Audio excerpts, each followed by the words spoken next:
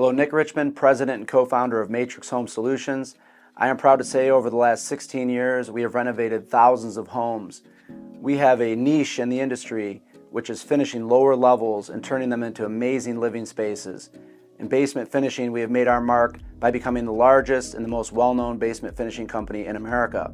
We also renovate bathrooms, and we have completed over thousands of bathrooms with unique products that are designed to last a lifetime. With so many amazing customers and so many interested homeowners out there on our social media especially, we get a lot of really good questions. I want to take a minute just to address some of those questions and help some of those watching with some answers to some of the really important questions and concerns that you have. So here we go. Some of the questions we've received more recently. How do you insulate ceilings for soundproofing in the basement?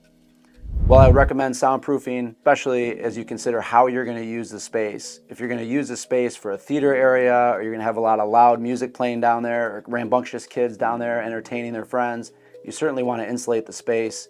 I would recommend a rock wool insulation, which is a semi-dense but lightweight, rigid insulation.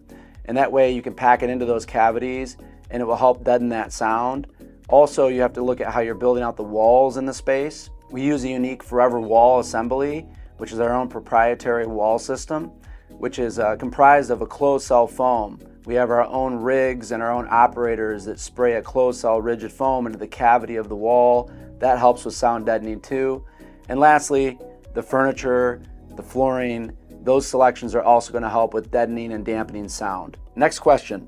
How do you account for wiring in a spray painted black open ceiling? That's a really good question. So we start by cleaning up the space to the very best of our ability. When it comes to the wiring, oftentimes there's wiring that we can just kill that's unnecessary and we can completely disconnect it and remove it. The new wiring that we're running, the conduit or wiring for AV, we tuck that in a way where it's tight and it's bound so it's not just going all over the place. And then once we paint over everything with our dry fall black paint, it really deadens and mutes that wiring in a way that you really don't see it. But we do our best to tuck everything in a way that's nice and clean and tight. Can you dive into flooring options for basement projects, whether it be carpet, vinyl, etc., and what are the best options? And it's wise to think about the flooring in the basement because it is a unique domain. You have a lot of moisture and humidity, you have the probability of water getting into the basement, or a pipe breaking, or a sump pump overflowing.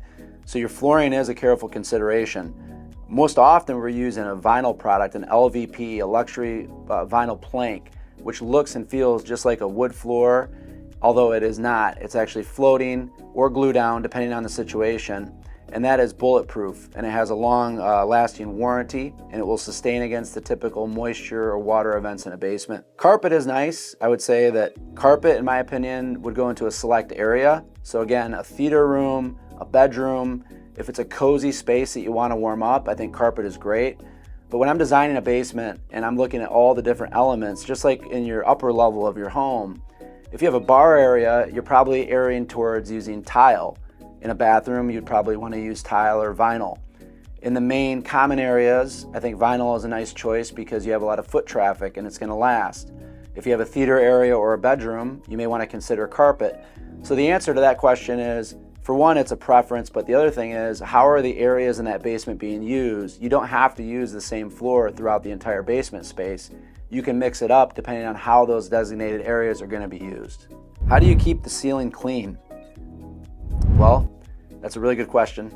I think first of all, the ceiling is unlikely to get dirty, although I can understand the concern. I think it's not a matter of it getting dirty, it's probably more a matter of it being dusty, or little dust bunnies forming like they tend to do. I actually have one little tool I keep under my desk when I need it from time to time. I'm sure you've seen one of these guys. You can just reach on up, dust the ceiling. It's not going to impact it or bother it in any way.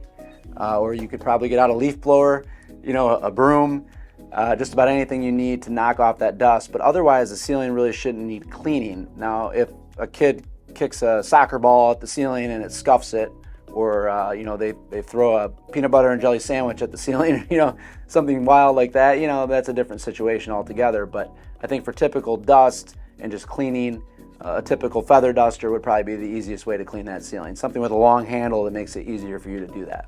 What is the Forever Wall system and what is the process? That is a really good question, and it's my favorite question because I feel like the way we build the walls in the basement space is our main differentiator. We have built over 15,000 basements in the last 16 years, and we've learned a lot about basements. What I do know about basements, even as a kid growing up in Flint, Michigan, I remember our basement was like a dungeon, and it had a lot of water down there. We had the sump pump failing, we had the window wells overflowing, we had cracks in the foundation. It was really an unusable space. And if you put conventional building materials in a space like that, you're going to have a mold issue, and you have to tear it out and start all over again. So what we do when we build out a basement, and we've taken careful consideration using the best materials, is we use a forever wall assembly, which is starting with galvanized metal framing rather than wood. And the advantage of that is it's just more sustainable against the elements in a basement space. From there, we rough in all the electrical and plumbing. Once we frame that basement with galvanized metal, we'll rough in all the electrical and all the plumbing, get everything set.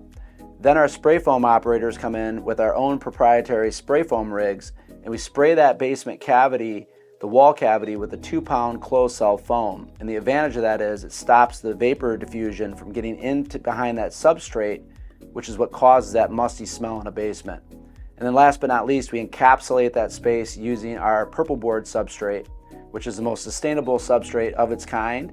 And when we finish it and we paint it, it looks just like every other wall in the house, but it is not like every other wall in your house because it's a forever wall, and it will last against all the elements in a lower level. What are the benefits of going with a drop ceiling versus an exposed ceiling? Drop ceilings are great when you're looking for soundproofing, when you have enough height where you can still go over everything with that drop ceiling and not be too cramped with ceiling height. Although in some basements, especially in older homes where the ceilings are a little bit lower, when you have beams running through the space or you have ductwork running through the space, the drop ceiling is a challenge because you have to soff it around all of those obstructions. So you're framing out around all those obstructions and you're drywalling over them, and then you have little runs of drop ceiling. And that's very expensive, it's very intricate, and honestly, it doesn't look that great. It's kind of busy. So in those situations, we opt for the dry fall open ceiling, which is a sprayed ceiling. And the advantage of that is we save a lot of time, save a lot of money, and we maximize the ceiling height. And when we spray everything black, it really mutes the ceiling. And especially when we put our lighting in, our crown molding in, it looks beautiful. So it's just a matter of preference, but sometimes it's a matter of practicality or what we can do versus what we can't do. In certain municipalities, we can't put a drop ceiling in because that ceiling height will be too low and it will be below the limitation for a ceiling in a basement space. So sometimes it's just a sheer requirement that we spray the ceiling rather than put in a ceiling system. How do we wrap lally columns? Well, sometimes we may choose to try to build them into the space or into the wall so we don't even have to wrap them. That's really a design element, and it depends on how your basement lays out. But if a lally column is going to land inside the space, we certainly want to think carefully about how we cover it. One way you can do it is you can frame out around that column and you can drywall it and build a square column. And that looks really nice. It has a rich look. It's a little more costly to do that. It takes up a little more space, but if you have a geometric vision, then doing it that way would make sense. The other popular way to do it is a hex wrap, and that's just an MDF hex wrap that snaps over the column. The advantage of that is it's a little more cost effective. It helps save on space. It's smaller than that of a square column, and it looks really good. It has edges that aren't quite as sharp too, so if you have little kids down there playing, running around, you're concerned about them busting their head open on a sharp corner, those hex wraps are a little more forgiving. So those are the two most common ways that we wrap out the lally columns in a basement. And then lastly, how do your designers make the most out of space when it comes to square footage? When it comes to space planning and square footage and is my basement big enough? Is my basement too big? I think it starts with how you intend to use that space. In a basement, you have to save room for storage, and you also have to build out around your utilities, your furnace, your hot water heater, your sump pump. And then what's left over is what we have to work with. And I think one thing to consider is, what would one more living room or one more family room do for your lifestyle? You know, one really cool living room I know would make an impact in my life. I have 3 young children, we entertain a lot. So even if that's all you have to work with, we can build out a really cool family room area or a rec room area for you to enjoy. And if you have a massive basement with unlimited space, that doesn't mean we have to finish every square inch. It really depends on how you intend to use it. And I'd rather put more money into a smaller space and deck it out with extra lighting, really cool moldings, really nice furnishings, than break the bank on finishing every square inch and then not having money left over to make it pop. So it really depends on how you intend to use the space. But don't be shy if you don't feel you have the space, because even an extra 300 to 400 square feet of living space makes a big impact to your lifestyle. I want to thank all of you for your thoughtful questions. These are important questions to consider when you're finishing your basement or looking to finish your basement. Keep in mind we have design consultants that will come out to your home at no cost to walk through your basement space, and they can answer questions for you, take a look at what you have, and help you design and plan the lower level of your dreams.